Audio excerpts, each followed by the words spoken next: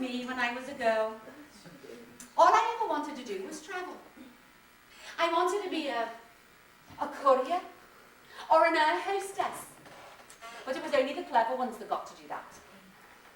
When I got my final report from school, the headmistress had written at the bottom of it, I confidently predict that Miss Valentine, it's my maiden name, I can confidently predict that Miss Valentine won't go far in life. And I feel this is just as well, since given her marks in geography, she would surely get lost. She was a mare, that headmistress. She used to come into assembly sometimes, and she'd ask like a spot question. And whoever got the answer right would get loads of house points. And it was nearly always Marjorie Majors who got it right. She had private elocution lessons, and she left school with just under 4 billion house points. Well, we're all in assembly one day, and this headmistress comes in. A question, she says to everybody. A question. What was man's most important invention? And every hand in the hall shot up. Me, miss. I know, miss. Me, miss. And my hand, for once, was up with everybody else's, because for once, I knew the right answer. But this headmistress took one look at me, and she said, oh, put your hand down, Shirley. You won't know the answer. And then she started going around the hall, the smile on her face getting smugger and smugger as she got answers like the Sputnik, the cathode ray tube, the automatic washing machine. I mean, even the clever ones were getting it wrong, even Marjorie Majors. But I kept my hand up, because I knew that I'd got the right answer, because I got it from me dad, and me dad got it from the Encyclopedia Britannica. God love him, my dad was still going on about the Encyclopedia Britannica on his deathbed. How can my kids be so thick when I bought them the Encyclopedia?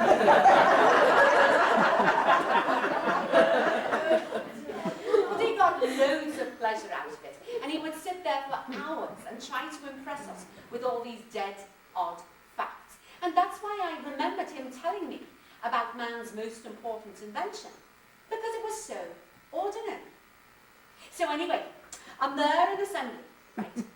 And I've got my hand up in the air, and I'm like the cat with the cream, because this headmistress has done the length and the breadth of the hall, and no one has come up with the right answer. And I'm the only one left. So she looks at me, and she says, all right, Shirley, come on. You might just as well get it wrong along with everybody else. Do you remember the question, Shirley? What was man's most important invention? Well, I paused, savouring the moment, knowing I was on the brink of getting 43,000 house points and a blessing from the Pope. But when I said, the wheel, it was like this headmistress had been shot in the back. Well, I thought maybe she hadn't heard me squeaky little voice. So I said it louder. I said, the wheel, miss, man's most important invention was... But I was cut off by this scream from the headmistress. You, she said, you must have been told that answer. And I stood there reeling with shock, and I tried to say, well, how the bloody hell else must have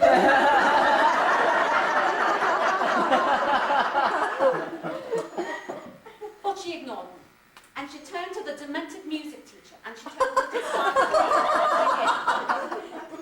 And all of me house points and me blessing from the Pope disappeared before me eyes as she led the hall in singing the hymn, Glad That I Live Am I.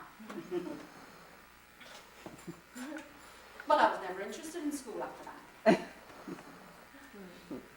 I became a rebel. I wore my school skirt so high, you would have thought it was a serviette. Oh, I was marvellous. I had the chewy going all day. like that. I'd exude boredom out of every pore. I hated everything. Oh, I hate him. Oh, I hate her. I hate this, I hate that, it's garbage, it's crap. I hate it. But I didn't really hate anything, you know. The only thing I hated was me. I didn't want to be a rebel. I wanted to be nice. I wanted to be like Marjorie Majors. I used to pick on her something rotten, and I really wanted to be like her. Can't you be evil when you're a kid? I saw her a couple of weeks ago. Marjorie Majors. Didn't I walk? I hadn't even heard of her in years. I was in town, loaded down with shopping. And what always happens when you're in town, loaded down with shopping? Right, the heavens open. Yeah. And I don't know how this follows, but it does. Whenever you're in town, loaded down with shopping, caught in a deluge, it always follows that every bus ever created disappears from the surface of the earth. So I'm standing there like a drowned rat. My hair's in ruins. I've got mascara lines from my face down to my feet. And I think to myself, well, I might as well trudge up to the Adelphi Hotel and get a taxi. But of course, when I got there, all the taxis had gone into hiding with the buses. So I'm just rooting in my bag, looking for something to slash me wrists with. When this big white car pulls up in front of the hotel, and there's a puddle, of course, right there, and as the wheels go through the puddle, half of it ends up on me, and the other half in my shopping bags. Well, all I wanted to do then was scream, so I did. I just stood there outside the hotel, I opened up my mouth and I let out this scream. I could have been arrested. I didn't care. Well, I was in mid-scream when I noticed the car door open and this woman get out and start walking towards me. Oh, and she's dead elegant, you know. I mean, she's walking through a torrential downpour and I guarantee not one single drop of it is landing on her. But the minute she opened her mouth, I knew who it was. But I'd recognise those elocution lessons anywhere. Forgive me for asking, she said, but didn't you used to be Shirley Valentine? I just stood there staring and dripping. It is, she said. It's Shirley. And the next thing I know, she's apologising for half drowning me. She's pulled me into the hotel, across the lobby and into this lounge that's the size of 2 football pitches. Well, she's ordered tea, and I'm sat there. I've got rainwater dripping down my neck.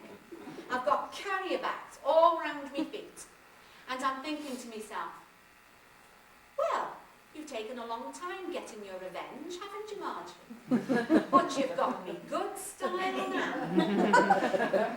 Well, go on, spare me the torture. Put the knife in quick and let's get it over with. Come on. Tell me all about being an air hostess on Concorde. But she didn't say anything.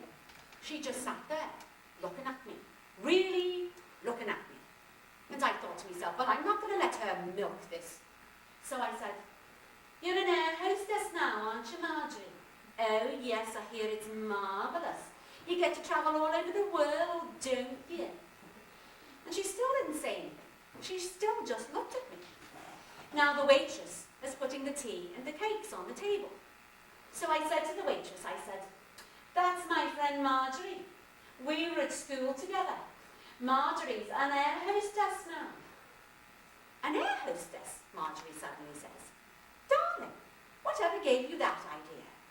I certainly travel widely, but I'm not an air hostess. Shirley, I'm a hooker. A whore.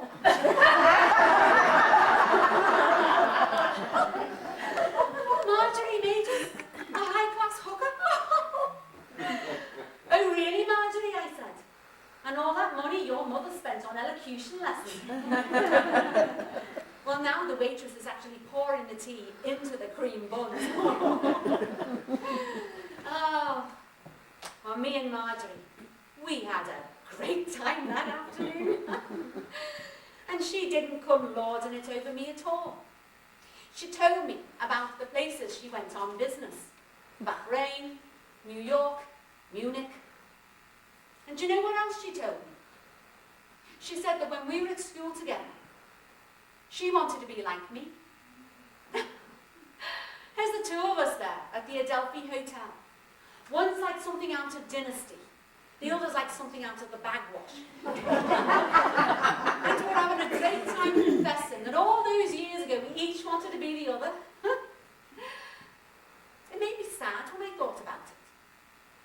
Like we could have been great friends, you know, real close. Well, we had a great time that afternoon at the Adelphi Hotel. We talked about all sorts. I could have sat there all day. Neither one of us wanted it to end. But the time caught up with us. And Marjorie had to go and get her plane. And you know something? She didn't want to go. Paris she was going to. Paris, France. And she didn't want to.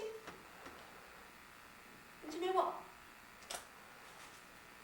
On the way out, do you know what she did? She just leaned down and she kissed me on the cheek, just there.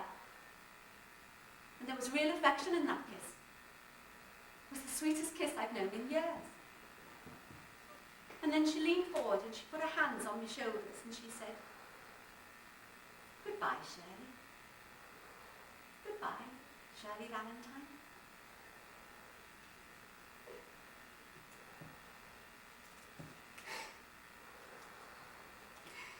And on the bus, on the way home, I was crying.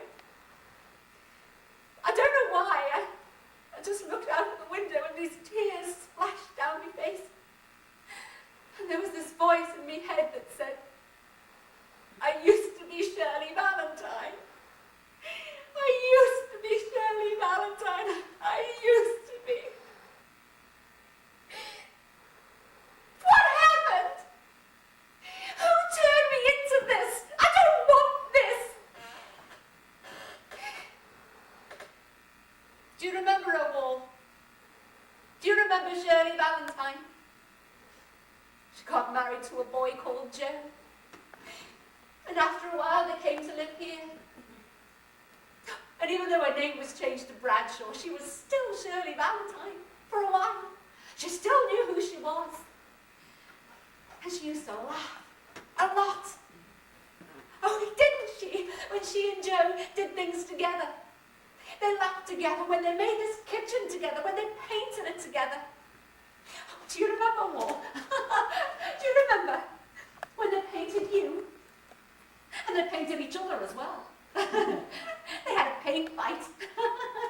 And they covered each other from head to foot in yellow paint. And then they thought they were dead daring, having a bath together. And the water was so yellow that Joe said it was like having a bath in vanilla ice cream.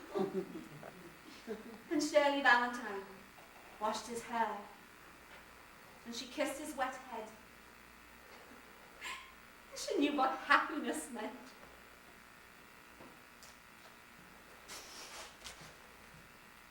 What happened to them all?